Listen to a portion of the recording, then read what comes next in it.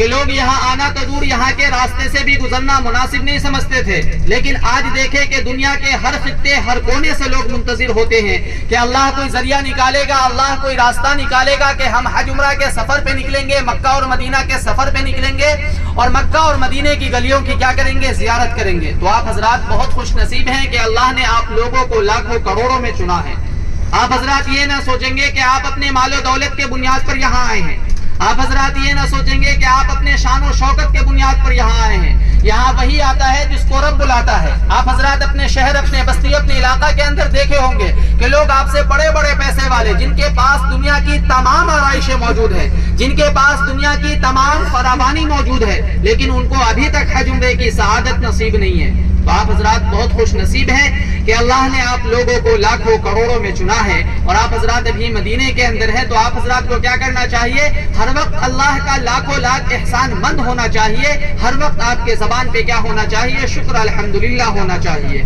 آپ حضرات مدینے کے اندر ہے، لوگ آتے ہیں مدینے کے اندر تو کیا کرتے ہیں؟ سیر و تفریح، خرید و فروخت میں اپنے وقت کو یوں ضائع کر دیتے ہیں۔ آپ حضرات مدینے میں ہیں، خالی ہیں تو خالی نہ بیٹھے، درود کا ورد کیا کریں، کیونکہ اللہ کے نبی کا ارشاد ہے کہ جو شخص میرے اوپر ایک درود بھیجتا ہے اس کے اوپر 10 رحمتیں نازل ہوتی ہے۔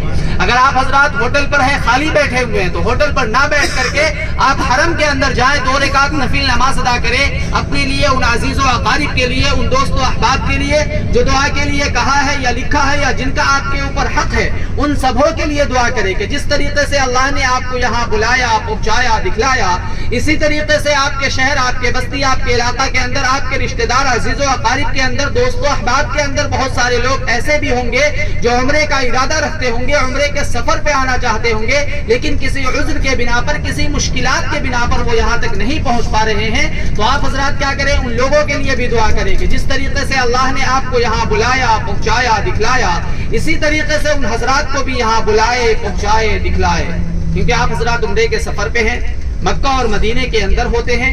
آپ حضرات خلوص دل کے ساتھ جن کے حق میں دعا کر دیں گے، انشاءاللہ تعالی ان کے حق میں دعا قبول ہو جائیں گی۔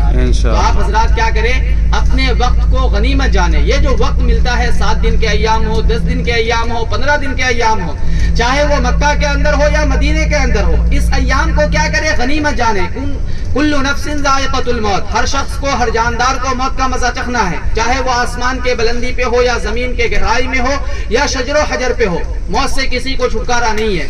تو آپ حضرات اپنے وقت کو غنیمت جانیں۔ قبر کا اندھیرا کب کھینچ لے، زندگی کی شام کس موڑ پہ ہو جائے، کسی کو کچھ خبر نہیں ہوتا۔ تو یہ جو وقت ملا ہے آپ حضرات کو، یہ جو پل ملا ہے، یہ جو گھڑی ملی ہے، اس گھڑی کو، اس پل کو، اس لمحے کو، اس ایام کو کیا کریں؟ غنیمت جان کر کے اس کے اندر زیادہ سے زیادہ ذکر و اذکار کرنے کی کوشش کریں۔ آپ حضرات لاکھ روپیہ خرچ کر کے آتے ہیں، 1.5 لاکھ روپیہ خرچ کر کے آتے ہیں، کس لیے آتے ہیں؟ اللہ کو راضی کرنے کے لیے آتے ہیں۔ تو کوشش یہ کرے کہ اللہ آپ سے راضی ہو جائے، کوئی ایسا عمل نہ کرے کہ اللہ اور اللہ کے رسول آپ سے ناراض ہو جائے۔ زائرین کہنے سننے کی بہت ساری باتیں ہیں۔ ہماری اگلی منزل آ رہی ہے مسجد قبلتین کی منزل، جہاں ہمارا قبلہ تبدیل ہوا تھا۔ یہ 2 قبلے والی مسجد ہے۔ جب اللہ کے نبی صلی اللہ علیہ وسلم مکہ مکرمہ کے اندر تھے تو آپ اس طریقے سے نماز ادا کیا کرتے تھے کہ آپ کے سامنے خانہ کعبہ بھی ہوتا تھا اور آپ کے سامنے بیت المقدس بھی ہوتا تھا۔ اس کو کہتے ہیں استقبال القبلہ۔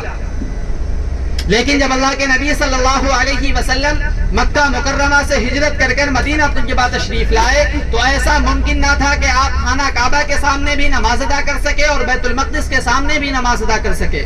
لہٰذا اللہ کے نبی صلی اللہ علیہ وسلم نے 16 یا 17 مہینے تک مسجد اقصیٰ کی طرف رخ کر کے نماز ادا کی ہے۔ اسلام اور مسلمانوں کا جو اول قبلہ ہے وہ مسجد اقصیٰ ہے، جو 16 یا 17 مہینے تک رہا۔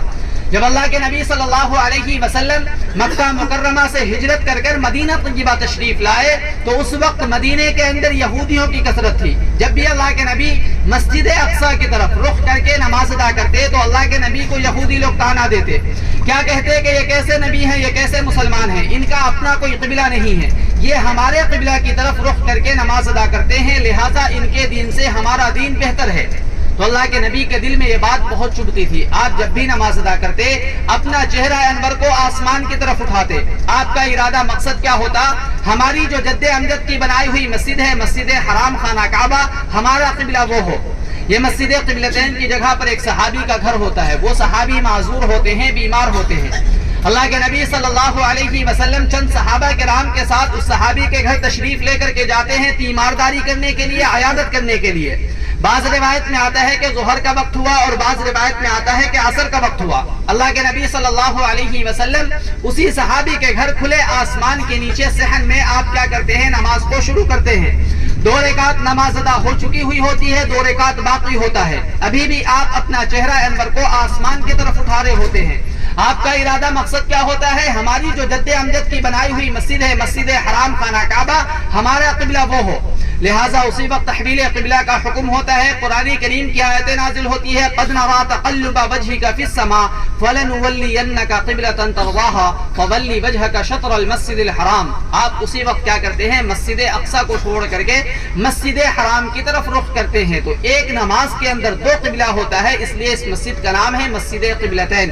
اللہ کے نبی صلی اللہ علیہ وسلم 2 رکعت مسجد اقصی کی طرف رخ کر کے نماز ادا کیے اور 2 رکعت مسجد حرام کی طرف رخ کر کے نماز ادا کیے۔ تو ایک نماز کے اندر 2 قبلہ ہوتا ہے، اس لیے اس مسجد کا نام ہے مسجد قبلتین۔ آپ حضرات جب مسجد کے اندر داخل ہوں گے تو آپ لوگ دیکھیں گے کہ آپ کے سامنے ایک محراب ہوگا اور آپ کے پشت پہ پیچھے کی طرف جو دیوار ہوگی اس دیوار کے اوپر مصلی نما بنا ہوگا۔ تو یہ اس بات کی گواہی دیتا ہے کہ اسلام اور مسلمانوں کا جو اول قبلہ تھا وہ مسجد اقصی تھا، جو 16 یا 17 مہینے تک رہا۔ تو زائرین گاڑی ہماری مسجد قبلتین کے پارکنگ میں آ گئی ہے۔ یہاں چل کر کے کیا کرنا ہے؟ 2 رکعت تحیت المسجد کے نام سے نفل نماز ادا کرنا ہے، اپنے لیے، اپنے عزیز و اقارب کے لیے، دوست و احباب کے لیے، اپنے وطن کے لیے، وطن کے عزیزوں کے لیے، وطن کے مسلمانوں کے لیے، تمام امت مسلمہ کے لیے کیا کریں گے؟ دعا کریں گے، ساتھ چلنے کی کوشش